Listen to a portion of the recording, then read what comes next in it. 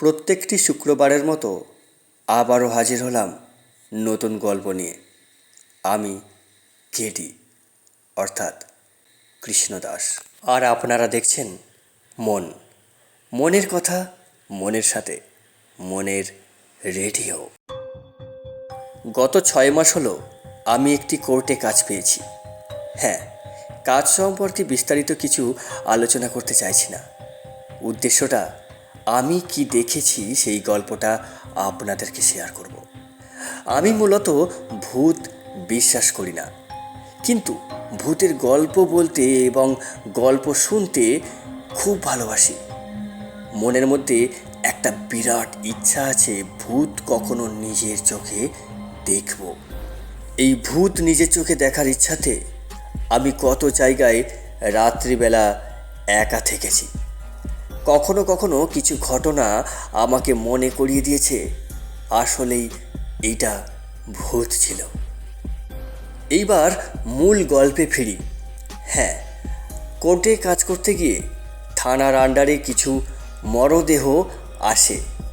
যে মরদেহগুলো অ্যাক্সিডেন্ট হয় কিংবা গলায় দড়ি দেওয়া, বিষ খাওয়া এবং জোর করে খুন করে দেওয়া, এই সমস্ত বডিগুলোর পোস্টমর্টম হয়। আর সেই পোস্টমর্টমে কিছুটা দায়িত্ব পালন আমাকেও করতে হয় কখনো কখনো। ঠিক এরকমই একটা অভিজ্ঞতা মাত্র 4 দিন আগে হয়েছে। ভাবতে পারবেন না, জীবনের নিজের চোখে এই প্রথমবার আমি মরদেহকে নিজের চোখে কাটাছেঁড়া করতে দেখলাম। আপনারা দেখছেন মনের রেডিও, মনের কথা, মনের সাথে। এরকম নতুন নতুন গল্প শুনতে আমাদের চ্যানেলটি ফলো রাখুন।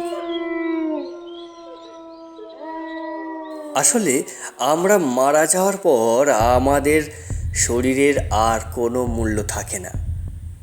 আমি যখন মর্গে ঢুকলাম, দেখি প্রায় 17খানার মতো বডি পড়ে আছে।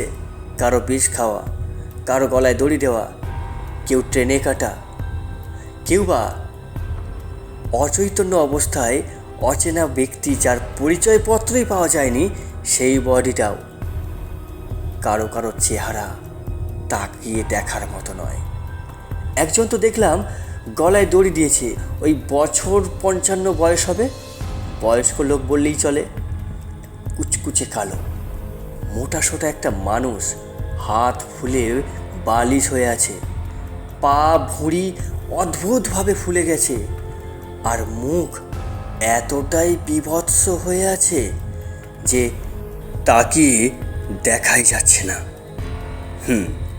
পাশেই আর একটি মরদেহ। তিনি সম্ভবত অ্যাক্সিডেন্ট হয়েছে। বাইরে এসে আমি ওই ডোমেদের কাছ থেকে জিজ্ঞাসা করলাম যে ওই বডিটা ওই রকমভাবে রাখা কেন।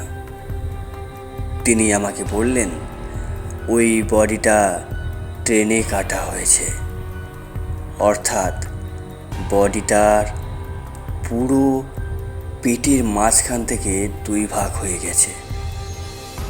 এই বীভৎস বিষয়গুলো চোখে পড়ল। এইবারে আমার সময় এলো ওই পোস্টমর্টম করার, অর্থাৎ পিএম। আমি অন স্পটে আছি, যেখানে আছেন ডাক্তার। আগেই ম্যাজিস্ট্রির কাজ হয়ে গিয়েছে, এবার যারা কাটাছেঁড়া করছে তাদের পালা। আমি অদ্ভুতভাবে লক্ষ্য করলাম বডি হাসছে, অর্থাৎ যে মানুষটির দেহটিকে কাটা হচ্ছে তার মুখে স্মাইল। বেশ অবাক হলাম, কিন্তু অবাক হলেও কিছু করার নেই। যেখানে এত বড় ডাক্তারের পাশে দাঁড়িয়ে আছি, প্রশ্ন করার কোনো রকম সাহস পেলাম না। আমি সমস্ত কাজ করলাম। করার পরে আমি যখন মর্গ ছেড়ে বেরোলাম, দেখি আমার সাদা পাঞ্জাবিতে রক্তের দাগ। আমাকে বাকি ডোমেরা বলল, রক্ত কিভাবে লাগলো? আমি বললাম, জানি না, বেশি অভিজ্ঞতা নেই তো, কোনোভাবে লেগে গিয়েছে। ওই রক্তের দাগ পাঞ্জাবিটা পরে আমি যখন কাজ সেরে বাইরে এলাম, তখন থেকেই আমার মধ্যে শুরু হলো অদ্ভুত একটা চেঞ্জ, অর্থাৎ পরিবর্তন। কেমন জানি মাথাটা ঝিনঝিন করছে, পুরো শরীরটা একটা মানে অলস ভাব লাগছে। বুঝে উঠতে পারছি না আমার এখন কি করা উচিত। আমি একটু কিছুক্ষণ হেঁটে একটি জায়গায় বিশ্রাম নেওয়ার চেষ্টা করলাম। বিশ্রাম নিতে গিয়ে আমি কখন যে ঘুমিয়ে পড়েছি কিছুই বুঝতে পারলাম না। ঘুম ভেঙে দেখি একদম নির্জন অন্ধকার জায়গায় আমি শুয়ে আছি। অদ্ভুত লাগলো। আমি তো যখন ঘুমিয়ে পড়েছিলাম ক্লান্ত অবস্থায় তখন একটা বিশ্রামাগারে ছিলাম, মানে মরদেহ, মর্গ, হাসপাতাল, তারপরে এই বিশ্রামাগার। কিন্তু এখন আমি এইরকম একটা নির্জন জায়গায় শুয়ে আছি। একা একাই বসেই ভাবতে লাগলাম যে আমার সঙ্গে হলোটা কি। তারপর লক্ষ্য পড়লো আমার পাঞ্জাবিতে সেই রক্তের দাগটা। আমি কোথাও একটা বিশ্বাস করে নিলাম যে আমার সঙ্গে অঘটন কিছু ঘটেছে, অর্থাৎ ভৌতিক কিছু ঘটেছে। আমি আবার লক্ষ্য করলাম আমার ডান পায়ের বুড়ো আঙুলটা পুরো নেই। অদ্ভুতভাবে বুড়ো আঙুলটা কোথায় গেল? আমি ফোনের লাইটটা জ্বেলে চারিদিকে খোঁজার চেষ্টা করলাম। আসলে আমার কি ঘুমের ঘরে কোনো রকম অ্যাক্সিডেন্ট হয়েছে, যেই অ্যাক্সিডেন্টে আমি আমার পায়ের বুড়ো আঙুলটা হারিয়েছি? কিন্তু বুঝতেও পারলাম না। যন্ত্রণা তো হওয়ার খুব কথা ছিল, পায়ের বুড়ো আঙুলটা গেল কোথায়? আমি এইভাবেই খুঁজতে লাগলাম ফোনের টর্চ লাইট জ্বেলে বুড়ো আঙুলটা।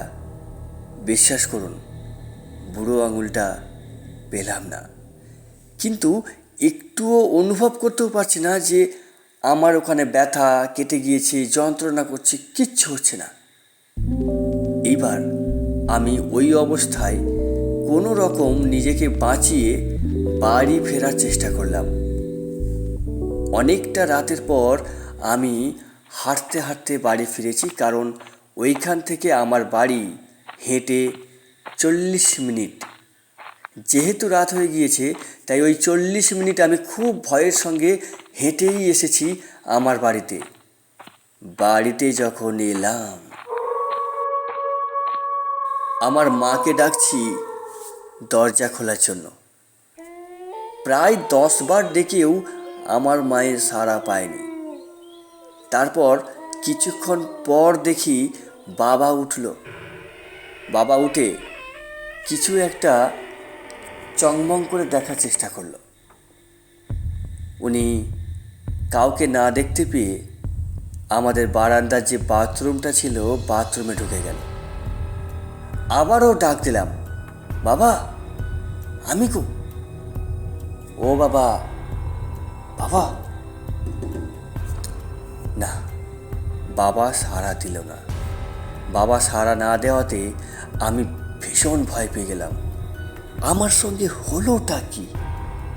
বাবা পর্যন্ত সাড়া দিচ্ছে না, মাও সাড়া দিচ্ছে না। আমি কিছু না বুঝে উঠতে পেরে ওই তালাটা এরকম টানতেই দেখি খুলে গেল। খুলে যাওয়া মাত্রই আমি একটু রাগের সঙ্গে বাবার ওই মেন দরজাটা ঠোকা মারলাম। বাবা, ও বাবা। না, সাড়া দিল না। কিন্তু যে মানুষটা উঠে টয়লেট করলো সেই মানুষটা এত ঘুমিয়ে পড়ল। বাবা মার ওপর ভীষণ রাগ হলো। কিন্তু আমি ওই বারান্দাতেই, অর্থাৎ আমার দাওয়াতেই শুয়ে পড়লাম। ভোর না হতেই হঠাৎ একটা অশুভ খবরে আমার ঘুমটা ভেঙে গেল। আমাদের পাড়াতে যে হরি কাকা আছেন, উনি ডোম। পাড়াতে কেউ মারা গেলে সবার আগে হরি কাকাকে খবর দেওয়া হয়। হরি কাকা একটা খবর নিয়ে আমাদের বাড়ির সামনে হাজির। আমি শুনতে পাচ্ছি হরি কাকা বলছে,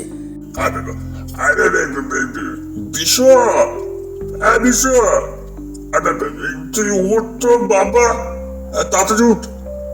শোন না, একটা ওই খুব খারাপ খবর আছে আর কি।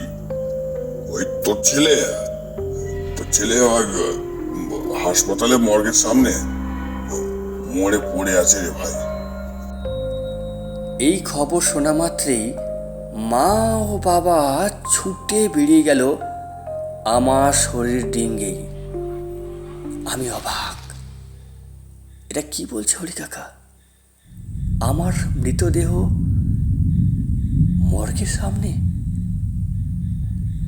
আমি জলজ্যান্ত শুয়ে আছি, হরি কাকা আমাকে মেরে ফেললো। আমি একটু রাগের সঙ্গে বললাম, হরি কাকা, তোমার মতলবটা কি? এই ভোর ভোর তুমি কি মদ খেয়ে এসছো নাকি? হরি কাকা আমার কথা শুনতে পেল না। দেখি বাবা মায়ের সঙ্গে ছুটে চলে গেল আমার মরদেহটা উদ্ধার করতে। আমি তাহলে কে? আমি নিজেকে নিজে দেখার চেষ্টা করছি। নিজের শরীরে চিমটি কেটে দেখার চেষ্টা করছি আসলেই আমি কে। না, শরীরে এই তো ব্যথা পাচ্ছি, ঠিকই তো আছে। আমি আমি সামনে আমার জেঠিমাদের বাড়ি। আমি জেঠিমার কাছে জানতে চাইলাম, জেঠিমা কি হয়েছে গো? জেঠিমা না আমাকে দেখতেই পেল না, তিনিও কাঁদতে কাঁদতে ছুটে চলে গেল। আমি আর ঠিক নিজেকে না রাখতে পেরে ওনাদের পেছন পেছন দৌড়ালাম। ওনারা বাসে উঠল, আমিও বাসে উঠলাম। আমি বারবার বলছি জেঠিমাকে, মাকে, বাবাকে, আমি বেঁচে আছি, আমি তোমাদের পাশে আছি, আমি এই তো এখানে, তোমরা কাঁদছো কেন?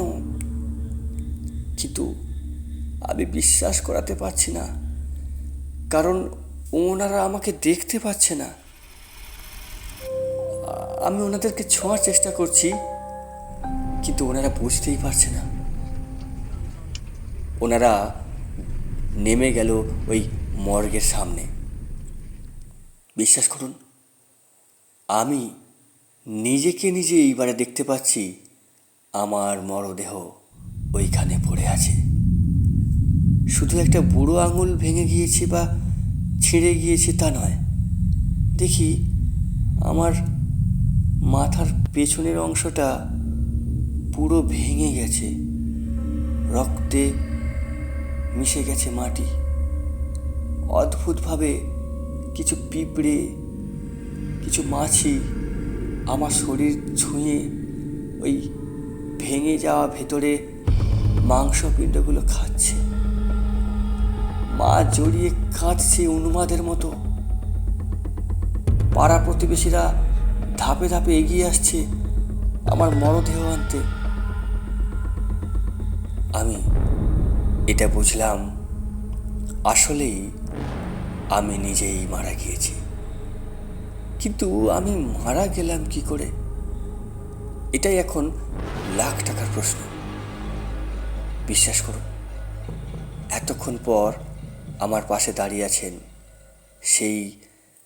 সেই মরদেহটা, যার পোস্টমর্টম আমি নিজের চোখের সামনে ভিডিওগ্রাফি করেছি।